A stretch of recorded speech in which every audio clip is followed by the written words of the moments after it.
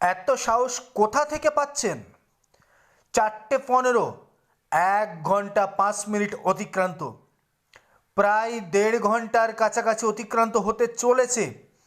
গতকাল নির্দেশ মানেননি রাজ্য পুলিশ, এখনও আজকেও ডিভিশন বেঞ্চের নির্দেশ অমান্য করতে চলেছেন, যেহেতু এতক্ষণ পর্যন্ত শেখ শাহজাহানকে সিবিআইয়ের হাতে হস্তান্তর করার বিষয়ে কোনো রকম পজিটিভ ইঙ্গিত পাওয়া যাচ্ছে না রাজ্য পুলিশের পক্ষ থেকে।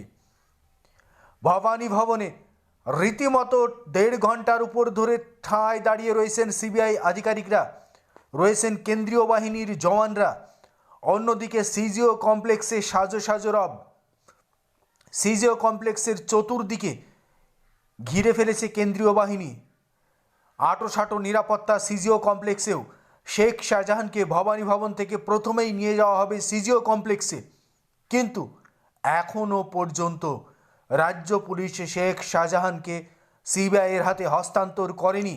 গতকালকে একক বেঞ্চের নির্দেশ, সেই নির্দেশের পর সুপ্রিম কোর্টে বিচারপতি সঞ্জীব খান্নার এজলাসে ধাক্কা। সঞ্জীব খান্না কলকাতা হাইকোর্টে মামলা ফেরত করেন।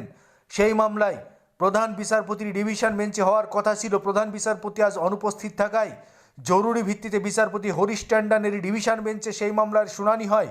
বিচারপতি হরিশ ট্যান্ডনের ডিভিশন বেঞ্চ স্পষ্ট জানিয়ে দেয়, গতকাল একক বেঞ্চ যে নির্দেশ দিয়েছিল সেই নির্দেশই বহাল থাকছে।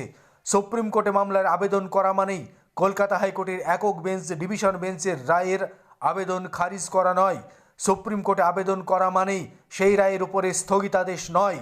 সুপ্রিম কোর্ট স্পষ্ট কলকাতা হাইকোর্টের এই রায়ের উপরে কোনো রকম কাঁচি চালায়নি, কোনো রকম হস্তক্ষেপ করেনি। তাই আজকে এই 4:15-র মধ্যে শেখ শাহজাহানকে সিবিআইয়ের হাতে হস্তান্তর করার নির্দেশ দেন বিচারপতি হরিশ ট্যান্ডন। তার নির্দেশে বলেন, রাজ্য যেহেতু সিবিআই এই মামলায় সরাসরি তদন্ত করছে, তাই রাজ্য যদি সিবিআইয়ের হাতে শেখ শাহজাহানকে তুলে না দেয় তাহলে সেটা রাজ্যের ভুল হবে। অর্থাৎ আজ 4:15-র মধ্যেই শেখ শাহজাহানকে সিবিআইয়ের হাতে তুলে দিতে হবে।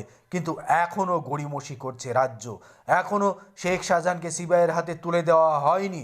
এই বিষয়ে বিজেপির রাজ্য সভাপতি সুকান্ত মজুমদার সরাসরি এবার ডিজিকে গ্রেপ্তার করার মতো বিস্ফোরক মন্তব্য করলেন, যে এই মামলায় ডিজিকে সরাসরি গ্রেপ্তার করে টেনে নিয়ে যাওয়া উচিত বলে মন্তব্য করলেন বিজেপি রাজ্য সভাপতি সুকান্ত মজুমদার।